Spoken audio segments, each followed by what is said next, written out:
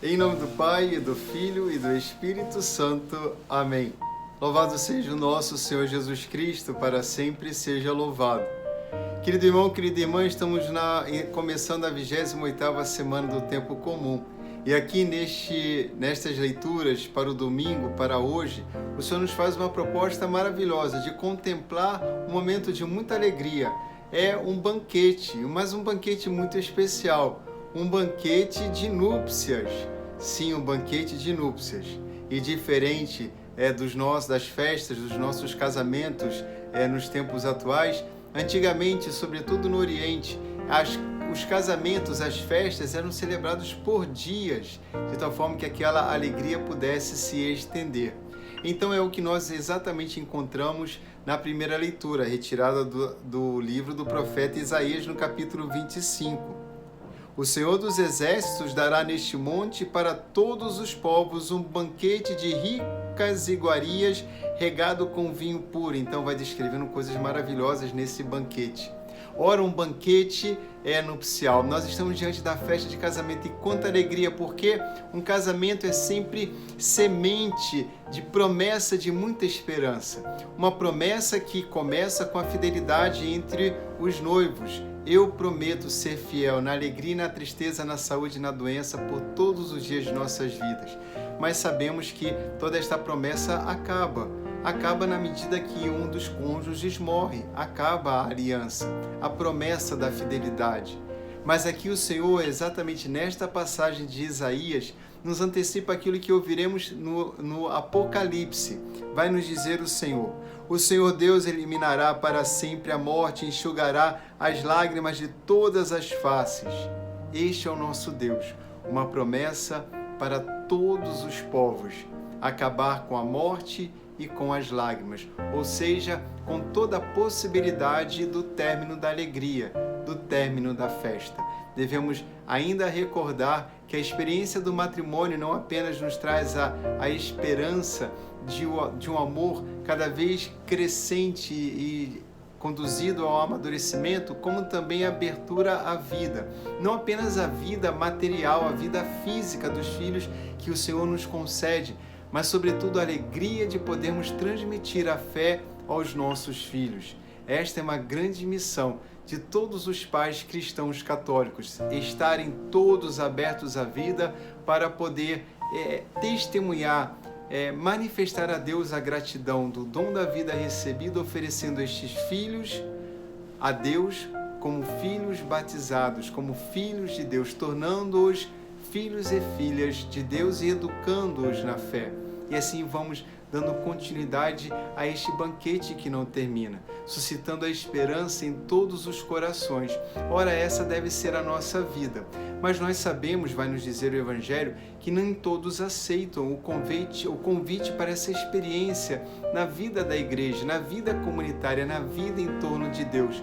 Aqueles que dizem não. Na parábola, dentro daquilo que dizia o Senhor, vamos recordar que ele já havia entrado de modo triunfal em Jerusalém e estava às portas do mistério pascal da sua paixão, morte e ressurreição. O Senhor vai dar a oportunidade daqueles sacerdotes e anciãos e a todo o povo que o escuta a graça da conversão, a graça de acolher o reino de Deus.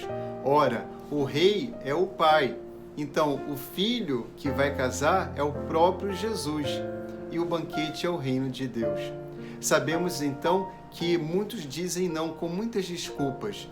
Então, o rei não se detém. Aqueles que era destinado à primeira experiência, dando continuidade ao Antigo Testamento, do cumprimento, então, de todas as promessas, o povo hebreu rejeita, diz não para Jesus. Então, a graça é concedida para os pagãos, que podem então abrir o coração e aceitar toda a proposta do Pai, o cumprimento da promessa em todo o Antigo Testamento, a perfeita aliança em Jesus Cristo nosso Senhor. Então os convidados vão sendo chamados de todos os lugares. Aqui então nos diz, os empregados saem para chamar as encruzilhadas em todos os caminhos, convidando para a festa, a grande festa. E assim nós devemos viver nesta festa do Senhor. há um detalhe neste trecho do Evangelho que muitas vezes não percebemos, que é o acréscimo de uma outra parábola. Sim, a outra parábola do rei que, tendo chamado os seus convidados, descobrem um homem que não estava usando os trajes de festa. Então as pessoas não percebem, mas o rei percebe, pelo menos denuncia aquela situação e pede que aquele homem seja jogado fora na escuridão, porque, tendo sido questionado por que não está utilizando os trajes de festa, o homem nada diz. E é jogado para fora da festa, na escuridão, onde há choro e ranger de dentes. Ora, como compreender isso? Primeiramente, devemos recordar que nós, tendo feito a compreensão histórica de que esta parábola é dirigida aos anciãos e sacerdotes, também é dirigido a nós.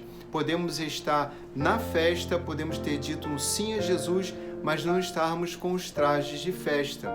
O que seriam os trajes de festa? Uma vida condizente, coerente com aquilo que professamos, ou seja, a nossa fé.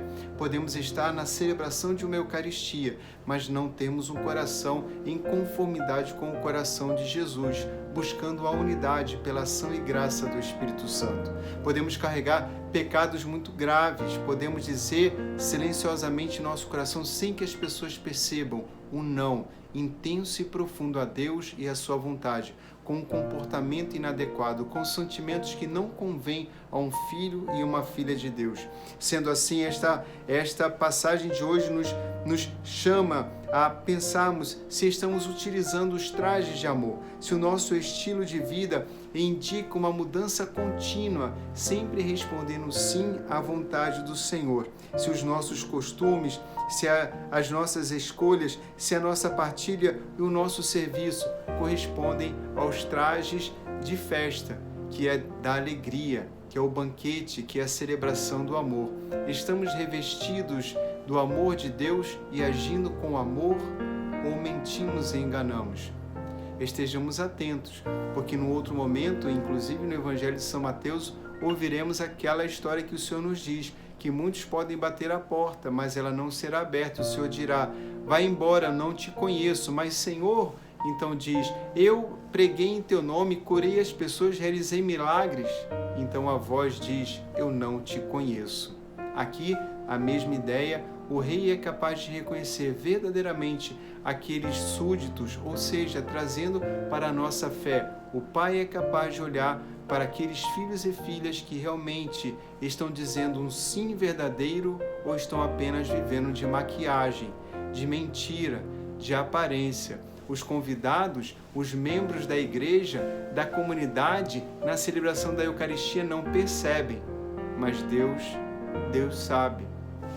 Querido irmão, querida irmã, esses trajes de festas podem ser compreendidos com aquilo que nos traz a igreja com a segunda leitura. São Paulo escrevendo aos Filipenses, agradecendo a graça de todo o socorro que ele deu a eles. Tudo posso naquele que me fortalece. Fizestes bem em compartilhar as minhas dificuldades, e Deus proverá esplendidamente com sua riqueza a todas as vossas necessidades. São Paulo agradece o socorro que recebeu então da comunidade dos filipenses. Ele diz, eu sou capaz de viver na abundância e também na carência, mas vocês demonstraram amor. E aqui talvez fique mais claro para você, os trajes de festas são os trajes da misericórdia, de uma misericórdia concreta, de um amor concreto que se manifesta em obras, não apenas em palavras bonitas, no estilo de vida que prioriza, então, os mais fracos, os necessitados. Se tenho algo que me sobra, já não é mais meu, aquilo pertence àquele que precisa, àquele que necessita. Então toda a nossa vida, não apenas nas questões materiais dos bens que possuímos, mas todos os dons e habilidades que o Senhor nos concedeu e foi nos permitido desenvolver, se transformar em habilidades e competências, deve ser ofertado no socorro e na ajuda de todos aqueles que precisam. Precisamos, na festa, estarmos vestidos com os trajes de festa, com trajes de amor, com os trajes da misericórdia, com os trajes da alegria, daquele que crê e pratica a palavra de Deus. O Senhor esteja convosco. Abençoe-vos o Deus Todo-Poderoso, Pai, Filho e Espírito Santo. Amém. Na casa do Senhor habitarei eternamente.